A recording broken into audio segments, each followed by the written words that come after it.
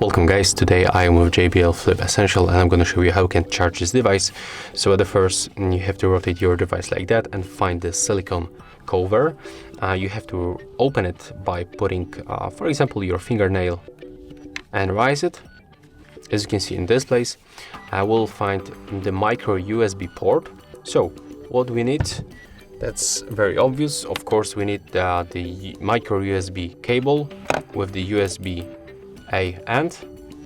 Then we have to find this charging brick USB-A input, put cable right here, put it to the electricity, then put this cable right here,